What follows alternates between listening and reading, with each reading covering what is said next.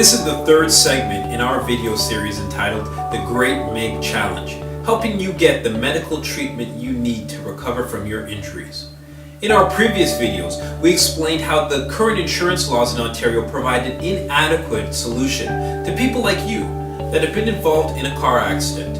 How with most people, the amount of coverage available for their medical treatment proves to be insufficient to permit adequate recovery. Yet, there may be a solution. Before we get to that solution, there is another legal concept to be introduced, as it is important to understand if your case qualifies. It is something that the law has referred to as the threshold. If you are to be compensated for the pain and suffering caused by your car accident, your injuries must meet a threshold test. The concept of threshold is a really difficult one for lawyers who do personal injury law. Because the problem is, unless your injuries meet the threshold, and it's different for various kinds of people, you won't have any compensation at all for your pain and suffering. And even if you do qualify, unless you've got really nasty injuries that are worth more than $100,000, you'll lose the first $30,000 of that compensation. For some kind of people, it's much more difficult to qualify for the threshold test. If you're in the workforce and your injuries knock you out of the workforce, you can't get back to work because of your injuries, you have difficulty with doing the tasks of your employment, or let's say you do get back to work, but your job's been modified. You're no longer doing exactly the same thing you did because your employer is accommodating the impairments that have led to disabilities at work, or you're working modified hours.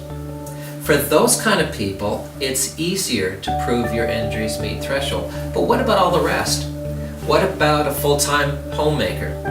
What about a student training in a career? What about a retired person or a young child?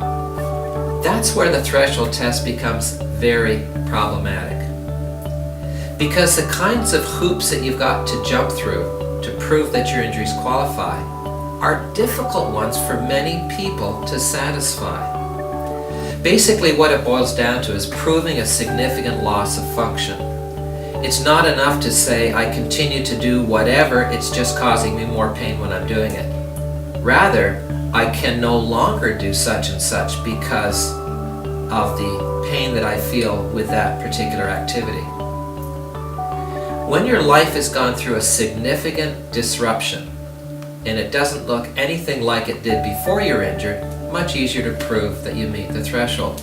But it's a complicated piece of legislation, and frankly, it's difficult to explain in a video series like this. There'll be a slide that you'll be seeing in this video presentation, but you've got to read it over several times to see, first of all, where you fit within that test and how your injuries have impacted your ability to do the kinds of things you routinely did before your accident. Everything from recreation to leisure to sports to social activities to caring for yourself, your own personal care, bathing, grooming, etc.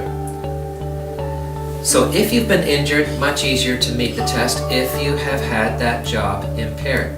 But for everyone else, much more difficult, and particularly difficult for retired people, particularly difficult for people who are unemployed and weren't in the workforce at the time. The long and the short of it is, have a conversation with us. We'll take you through the threshold. We'll have a better understanding as to where you might fit within that, and if we can help you early enough in your case and can mobilize the kind of medical evidence that you need to document functional impairment, we've got a much better shot at meeting threshold for you. But remember this, if you don't qualify to meet the threshold, you get absolutely nothing for pain and suffering.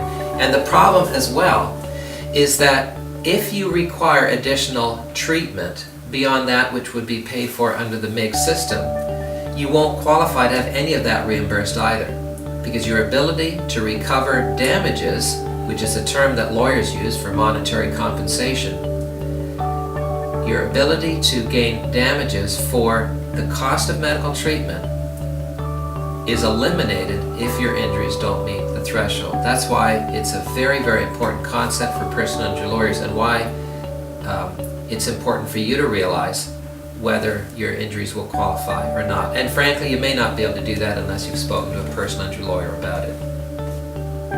In our next video segment, we will explain how you can determine if your case might qualify for assistance by our law firm, Ashley Gnyś. Thank you for your attention, and I hope this information has been helpful.